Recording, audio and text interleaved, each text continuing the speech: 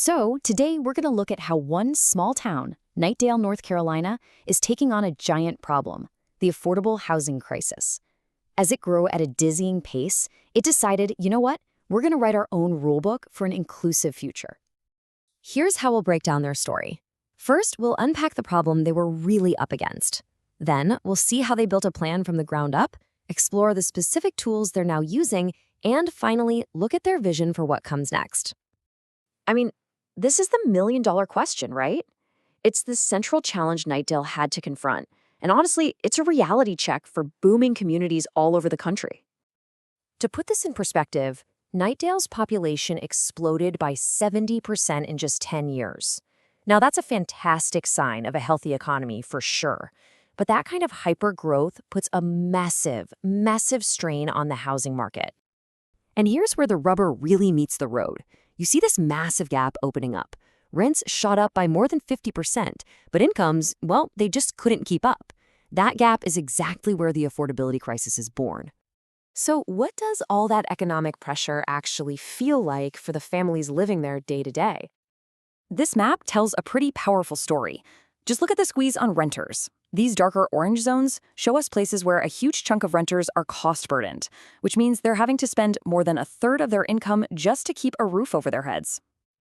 And it's not just renters feeling it. This map shows that in a lot of those same areas, about a quarter of homeowners are also cost-burdened. So you see, this isn't just an individual problem anymore. It starts to threaten the financial stability of entire neighborhoods.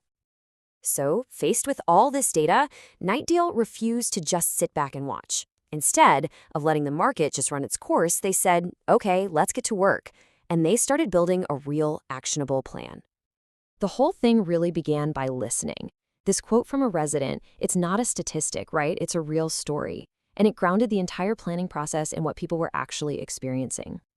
And you know, they didn't just wing it. They followed this clear 5-step process that took them logically from, okay, what's the problem, all the way to creating a concrete step-by-step plan for the next 10 years. All right, this brings us to the heart of their strategy, the actual toolkit. So what are they actually doing? What are the specific policies they're putting into action right now? Well, their strategy isn't just one single thing. It's a whole toolkit, a multi-pronged approach designed to attack the problem from every possible angle, from how land is used to financing to building strong partnerships.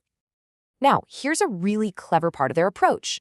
They're basically flipping the script on zoning. So instead of using it as a barrier to just say no, they're using it as a proactive tool to encourage the kind of development the town actually needs.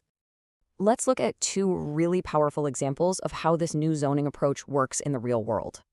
First up, you have ADUs, or as some people call them, granny flats.